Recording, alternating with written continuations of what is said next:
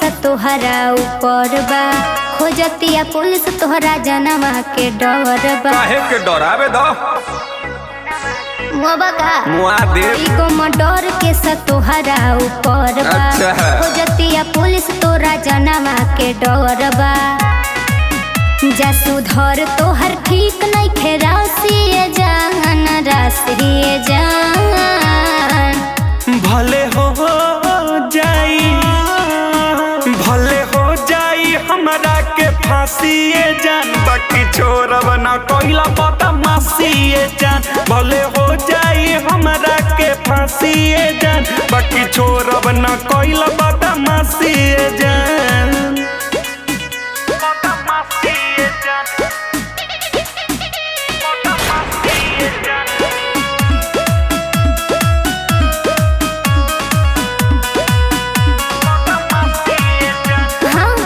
अभियो समय बा छोड़ी दहु गुंडा गरदी, अच्छा हो जत पार भारी बड़े पे के वरदी। जी अपने नाम हाँ डर हमरा न केहू से बाटे, केहू बोली तो लागब जगटे। सरकार दी जिंदगी उड़ासिए जान, उड़ासिए जान।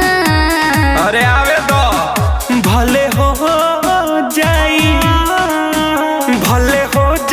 हमरा के फांसीए जान, बाकी छोड़ब ना कोइला बदमाशीए जान। भले हो जाई हमरा के फांसीए जान, बाकी छोड़ब ना कोइला बदमाशीए जान।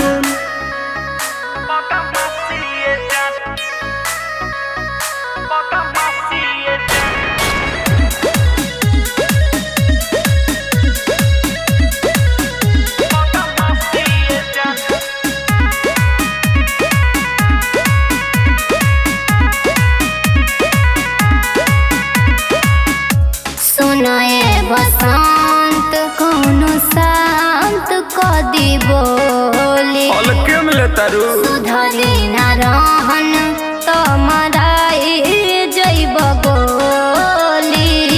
तब मधेपुरा जिला के नाम सुन ले बारू। जनी हमरा के तू समझाव, खौफ हई न जनी डरवाव। गिरी समय तो बंद होई सांसिए जान, सांसिए जान। होखे दो भले हो जाई हमरा के फांसीए जान, बाकी छोड़ब न कोइल बदमाशीए जान। भले हो जाई हमरा के फांसीए जान, बाकी छोड़ब न कोइल बदमाशीए जान। आवे द ठोकिए देम।